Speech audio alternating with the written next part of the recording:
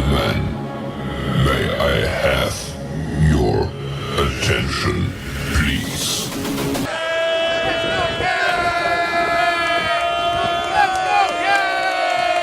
The show starts in 3, 2, 1, go.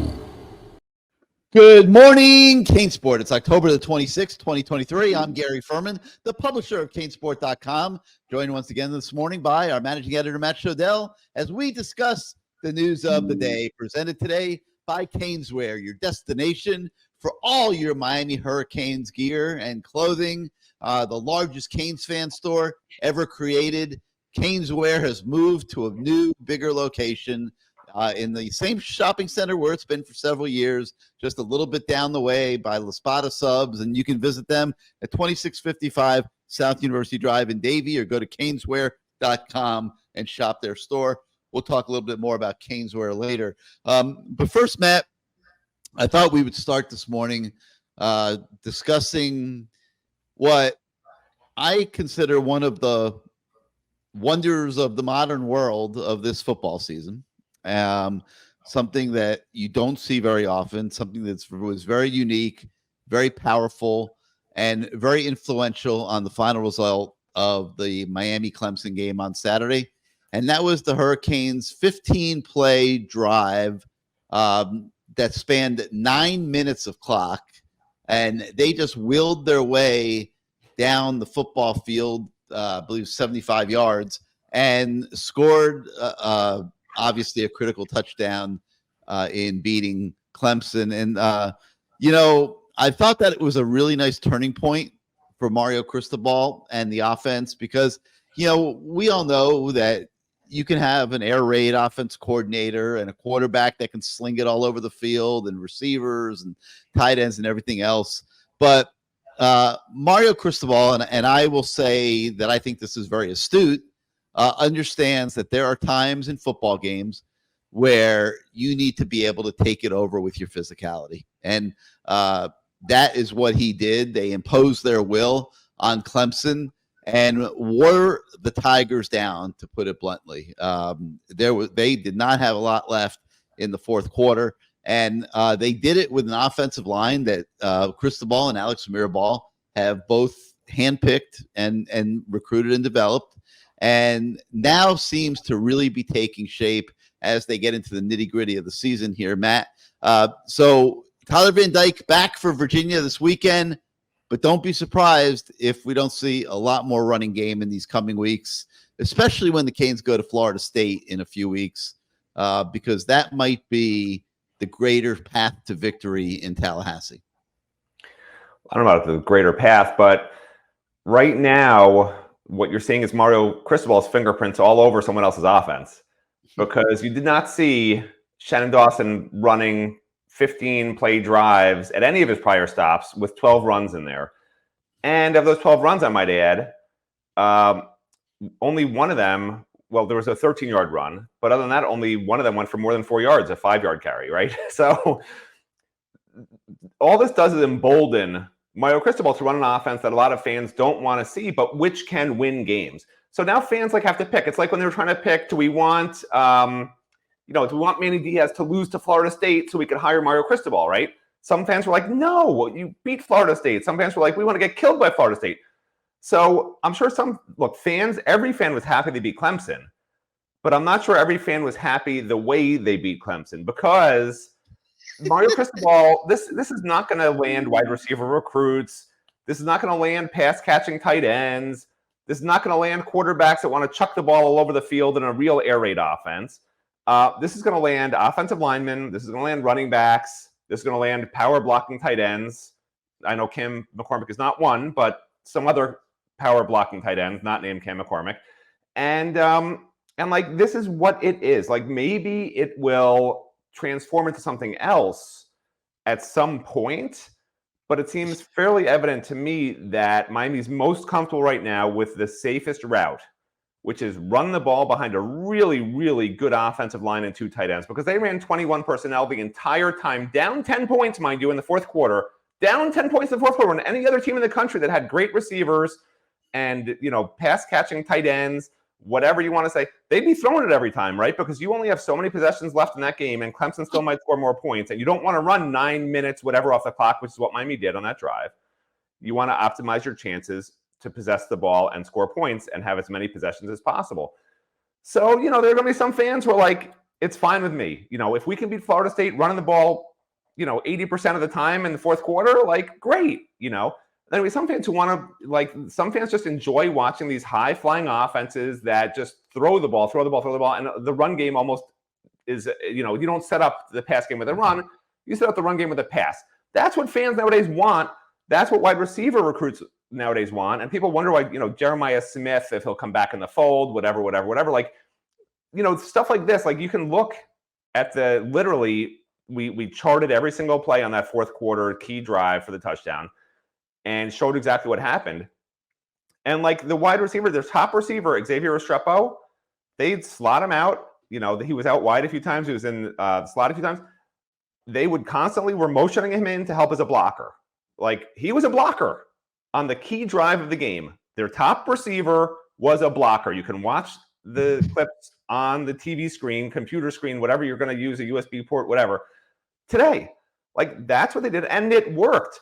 So again, this emboldens Mario to keep doing it. And you know what? Why not? Why not keep doing it? Tyler Van Dyke got intercepted 3 times against Georgia Tech when they confused him with cover schemes. If your running backs can just hold on to the ball, this is a pretty surefire way to win most games. And I have a feeling when Miami comes to play Virginia on Saturday, we are going to see a very, very run-heavy approach because they're very concerned about what Georgia Tech's defense was able to do to a really good North Carolina passing offense. So, if they could do that to Drake May and create turnovers off Drake May, like, they're going to be running the ball until they are sure that Tyler Van Dyke, if you believe Mario this time that he's healthy, knows exactly what's going on. So there's going to be short passes and a lot of runs. That's my guess. And if they do that, it's just, people want to say it's Shannon Dawson's offense. Like, okay. But Mario Cristobal is in those meetings. Mario Cristobal does help develop the game strategy and the game plans. That's what he does. And it seems fairly obvious to me that, Mario knows that this is a really great offensive line he's put together. He's not as sure about the quarterback position and doesn't want those, put the ball in harm's way. And so this is what you're going to get. And that's okay as long as they win. But again, if they had lost in double overtime, if they had turned the ball over by some crazy chance in overtime or double overtime, like, these coaches would be getting roasted, So as long as they keep winning, I think fans are going to just have to, it is what it is. Like, this team is not a great air raid system team right now. This team is a power running team, and you have to accept it for what it is. It's not really what Miami's been in the past. But you know what? If it works and you just beat Clemson with it, like, keep riding it. They tried to throw the ball against Georgia Tech a bit. They tried to throw the ball against North Carolina a bit. They lost both those games.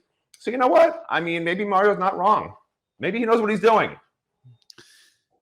Well, all right. So as you were going through all that, there was a part at the beginning that caught my attention. Probably kept me from falling asleep because I'm a little tired this morning. But you were talking about landing. And I thought of one other thing that it's going to land if they keep winning. And that is a contract extension, which means more than anything, because those are going to be worth at least $8 to $10 million a year. Contract extension for me? I wish it was for us. Oh. I would share with you. Well, okay? then what do I care? As much as you wear me out, as much as you annoy the crap out of me and everything else, I would share the $10 million a year with you. I'm like Mike Johnson. Nobody likes me, nobody wants me here, but here I am. I'm your Speaker of the House in Good Morning CaneSport. I'm Mike Johnson. You're welcome, everybody. Anybody else who wanted politics at CaneSport. They wouldn't take it. They wouldn't do this job. Take it to the lounge. You got to go to the lounge, not on this show. No politics. But yeah, and the other thing I thought was interesting was when we were talking to Shannon Dawson about it earlier in the week, and I actually brought this up. I'm like, Shannon, like, you got you in 15 plays, 75 yards, you chewed up 9 minutes on the clock. I feel pretty certain that was not in the manual, in the air raid manual that you received at the beginning of your coaching career. Okay. And he kind of chuckled. He's like, but it's part of the evolution. And this is what he's trying to do here at Miami. He's taking the air raid concepts in the passing game. He's trying to mesh them with the power run game concepts that Mario Cristobal brought here with him from by way of Oregon and Alabama, and meld them together in a winning offense where you could do either depending on what the game calls for. And sometimes it's working, sometimes it's not. I thought it worked pretty well against Texas A&M and Clemson. Didn't work so well at North Carolina. For whatever reason, they could not run the ball. So it all comes down to winning football games. And if you win, people love you. You get contract extensions. You make a lot of money. If you lose, it doesn't matter what damn offense you're running. Air raid, schmo raid, Shodell raid. You could call them whatever you want.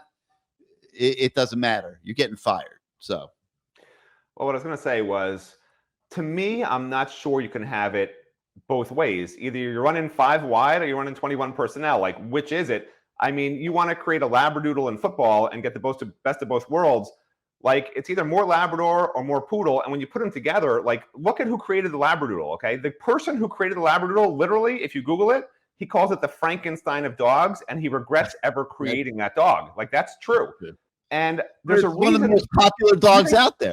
You think it never occurred to Mike Leach, like, hey, maybe it would be great to also have a power run game? You think it never occurred to any of these guys they'd love to run the ball? It's hard to run the ball when you have 5 wide and you're in shotgun all the time. Like, that's just not easy to do unless you have an amazing offensive line. And guess what? If Miami wanted to try to do that, they wouldn't have run 21 personnel for 15 straight plays in the fourth quarter down by 10 points. Like, that was not a hybrid.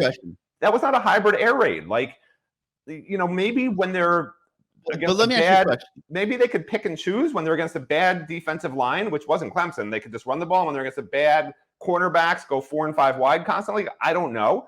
But, like, at some point you need to have either physical tight ends or pass catching tight ends. The ones that are both are very rare and are exceptional, but they don't come around very often. So you have to pick your personnel there. Do you want blocking wide receivers, like big physical blocking wide receivers to help in the run game on the edge? Or do you want these fast, nimble guys that you see in the air raid all the time? Like, you can't just have both. You can't have 120 people on your roster and have a complement of players that are great for the air raid and a complement of players that are great for the power run game.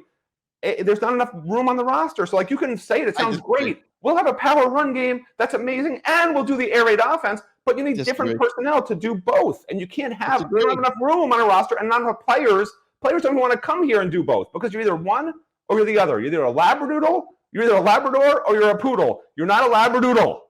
Labradoodles are Frankenstein dogs. Sorry, I disagree. I disagree. Obviously. I mean, you know, first of all, on the Labradoodle subject, do you have a dog? I had a dog for 3 days. I don't want to talk about it. I returned it. Well, these Labradoodles, you know, maybe the guy thinks he created Frankenstein or whatever. God bless them, but, like, they are great dogs. Okay, they're fun, they're playful, they're good looking, they're smart as hell. So I don't know who has a problem with Labradoodles. They're one of the most popular dogs out there now. Okay, that's number one. Number two, and I'm going to pay homage to my man Jay Collette yet again, because it comes up a lot on this show. You can walk and chew gum. You absolutely can do both. You absolutely can have a great passing game and a great running game that you could unleash at any time. In fact, we're seeing Miami do it this year, just maybe not as consistently as we would like, probably largely due to one of the positions you mentioned, which is the tight end position, where they have not been healthy. Okay, but like Jaleel Skinner, he can't do both. He can't block, and that's why he's not playing. Okay, McCormick is probably a better blocker than he is a pass receiver, but he can do both. They're just not utilizing him for whatever reason that way. Arroyo can do both, probably a little bit better of a pass receiver than he is a blocker, opposite of McCormick, but he could do both. And the receivers can certainly block as well as catch. Like, you can have an offense that can do both, and that is the goal. I think Miami has that. Now they just need consistency. And it's the Labradoodle offense. The Labradoodle offense. That's what you want. Who cares? Let it be a Labradoodle. Let me tell you something. Well, whatever you want, man. Air, you know, a modified air raid. Here's the Labradoodle story. Okay, this guy Wally Conron. He says he opened. This is a quote. I opened up Pandora's box and released a Frankenstein monster. He says the majority of Labradoodles are, quote, either crazy or having a hereditary problem, with examples of the breed, quote, few and far, with healthy examples of the breed, quote, few and far between. So who are we to listen to you who says Labradoodles are cute, normal, smart dogs when the guy who created them literally says they're monsters? So nobody's listening to you. You said a Labradoodle is a normal dog. You're already like off the chain. And I mean, are there examples of receivers who are great blockers? Of course. They're adorable dogs. They're great dogs. Great blocking receivers that are also great receivers are few and far between. It's the same for tight ends. It's just hard to find them. It's hard to recruit them. And it's hard to convince them how they're going to be used is the best way for them to be used at a program like Miami right now, where Miami's coming from. That's all I'm saying. It's just hard to do both. All right. So it's hard to be both. On this 15-play drive that we're talking about, 12 of the 15 plays were running plays. I believe now you studied this. You went in the lab and you looked at all this, so you would know better than me. But I do believe there were some formations in that drive where they showed 4 receiver looks and then still ran the ball. Well, yes and no. They lined up in 4 receivers, and they motioned a receiver onto the line, Restrepo usually. So they would have 3 stacked to the right, 1 up top, and they would motion Restrepo from the 3 on the stacked on the right onto the line. So the most they ever had at the snap was 3 receivers, but usually it was just 2 receivers. All right.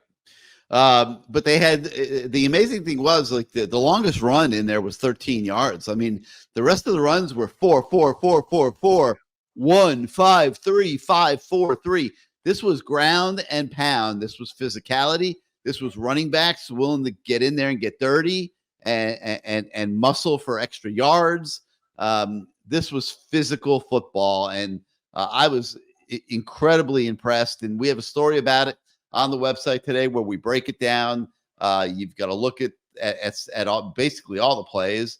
And I encourage you guys to take a look at that, because you probably will not see it again.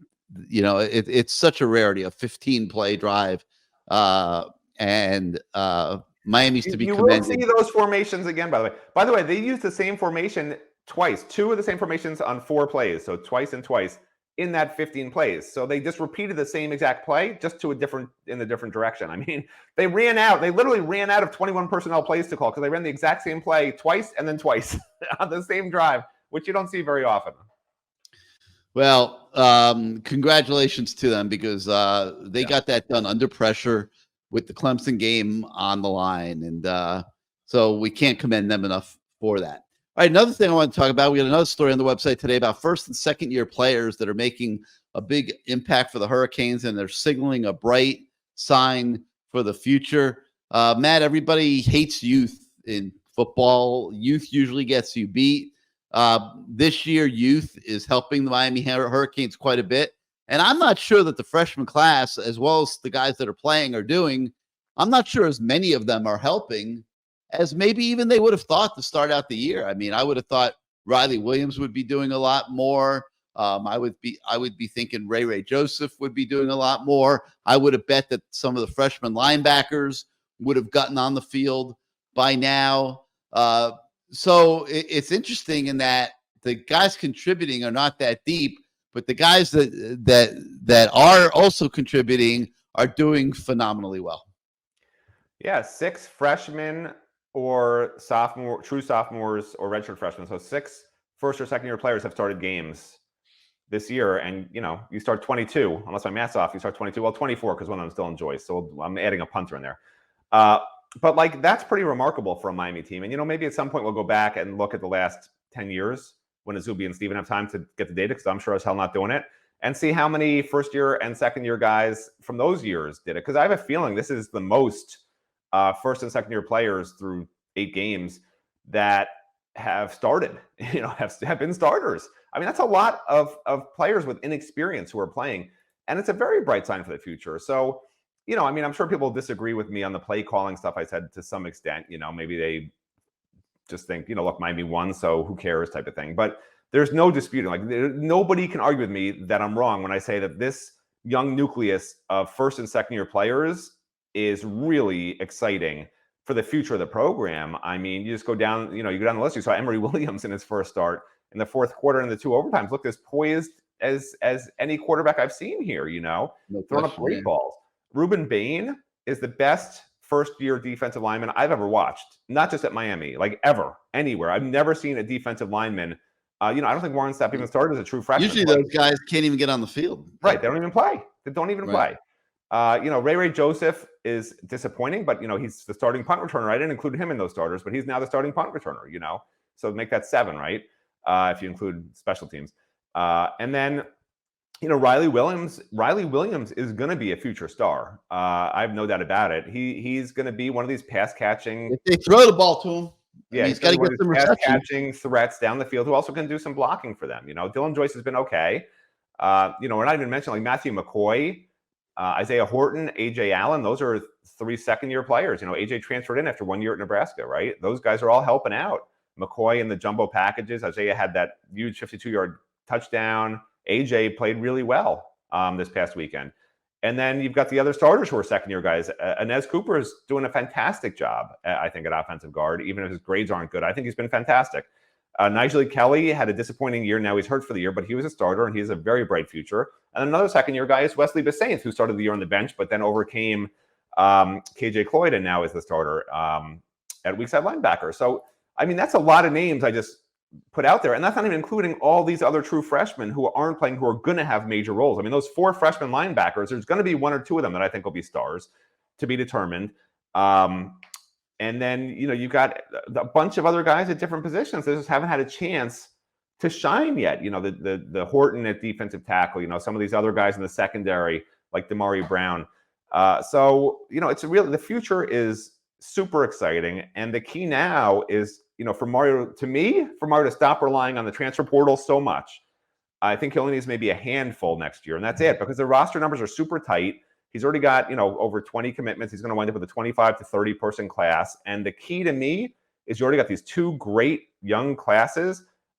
Bring in the first 2 years of freshmen and the second-year players. Bring in a 3rd year now, and you've got 3 years of great players that'll build a great future. You don't want to muddle it up now with a bunch of, I was looking before the game last weekend, Gary, when we weren't sure if Miami would win. I'm like, listen, if they wind up losing this game, I want to look at the transfers and just how many of them were actually making an impact. And I sent you the list, and I think it was, I don't know if you still have it. I think it was like 29 guys in the last 2 years? And I think there was like 4 or 5 of them that I had on the list that were like, yeah, these were guys that they should have taken that have done well. And some of them haven't had a chance to play yet, so they might wind up being great. But they'll have 1 year to be great, maybe 2 years to be great, because when they're transfers, they've already played at least a year or 2 somewhere else, right? So that's why freshmen are so important. You get Ruben Bain. Ruben Bain has 3 years to do what we're seeing this year. He has 2 more years after this. He has to. He's assuming they pay him enough money to stay. He can't go to the NFL. Like, that's the rule. You got to be here 3 years. And that's how you get amazing teams. When you get the Ruben Bains who are here for 3 years before they leave, not a transfer who's here for 1 year and then goes to the NFL, and he's transferring because what? He wasn't ready for the NFL anyway, obviously, or he could have gone the year before, or a guy who just wasn't happy with the situation wherever it was, which is never a great sign. Like, that's what transfers are unless they're free agents, So unless you're paying to just get a top quarterback because Tyler Van Dyke leaves or isn't good enough or whatever, like, that's just what you're looking at in the portal. So, to me, next year, all Miami's going to need is maybe a cornerback or 2, maybe a safety or 2 on defense. That's it. They don't need anything else. Free agents I'm talking about. That's what they need next year on defense, nothing else. And on offense, like, if Tyler comes back, I'm a fan of Tyler. I think Tyler's fine. Is he championship level? He's pretty close, in my opinion. I think with the right personnel and not making a few of the dumb mistakes he makes, he's great. They don't need running backs. They don't really need receivers, in my opinion. Maybe if they have a top receiver they can grab, of course you grab them, but they don't really need that. And I think their tight end position's fine. Offensive line, they're going to have to probably get, I think Matt Lee's only a junior, right? So I don't think necessarily anyone's going to be leaving. Correct me if I'm wrong. Are any of them seniors, Gary? I don't think so. Matt Lee or Javion Cohen might want to try to leave. I don't know if they're going to be high enough draft picks. Yeah, I don't know. I agree. If they get good enough NIL deals, they'll stay. So, you don't need a transfer on offense. Like, you're building this program for the future. All you need is at most a handful of transfers, in my opinion. And that's it. And just let the young roster ride, because he's going to have to already kick off 20 people next year as it is. So, again, this is about the future, not Matt Shodell's stupid numbers about the portal. The future, amazingly bright, negative Nancy, negative Nelly, negative whatever, that's what I'm telling you. So for me to be saying that means it's absolutely true. So nobody should be arguing with me about that. Except for Gary. because Gary's Yeah, so of negative, course. even more negative than I am, right? So negative. Yeah, so negative. Everything's All right, always terrible with Ferman. so that's on the website today as well. And there's a few other stories we'll talk about real quick. But first, I'm going to take a moment here, guys, and tell you about CaneSport. And football season is in full swing, and CaneSport in Davie has this phenomenally large Hurricane store. In fact, let me throw a picture of it up on the screen for you guys who haven't seen the new CaneSport, just so you can kind of visualize it as I sit here and talk about it. This is just a section of the store, but they have this place jam-packed with all kinds of Hurricane merchandise, and you can see that you can even buy Dolphin stuff in there too, as well as Inter Miami merchandise and Florida Panthers merchandise. All the South Florida teams are rocking and rolling right now, so CaneSport can be your one-stop destination for all you need to be a fan. They have T-shirts, jerseys, polos, hoodies, hats, flags, decals, magnets, and they have all sizes for men, women, kids, babies as well. Anything that you could possibly need for anybody out there, you can find at CaneSport. And like I said, they have gear for the other teams, the Dolphins, the Panthers, in Miami. It is definitely time to go to CaneSport and get yourself stocked up for the new season. CaneSport, it's more than a store. It is an experience. And in this new expanded location, like I said, they have the largest selection of Miami Hurricanes gear that you have ever seen.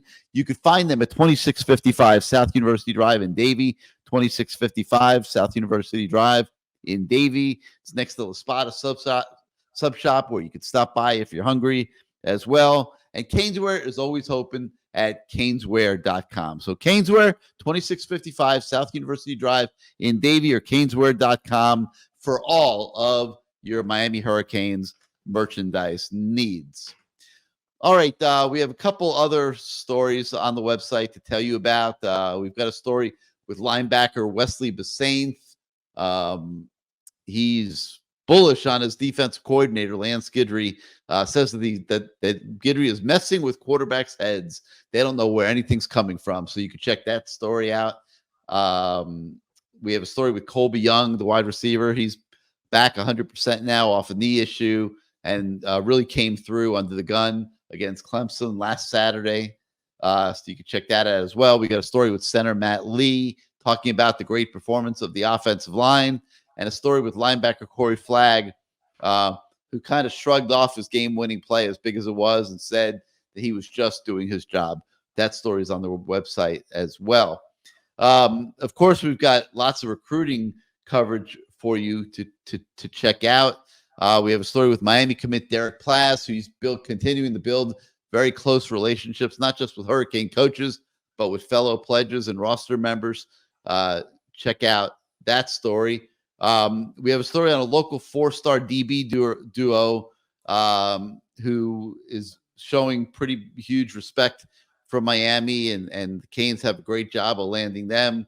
Check that story out as well. We've got replays of the Lamar Thomas show of CaneSport Live. Check that out. We have our weekly Tracking the Commits feature, where you can check out the results and the statistics of all the commits and what they're doing on their high school fields.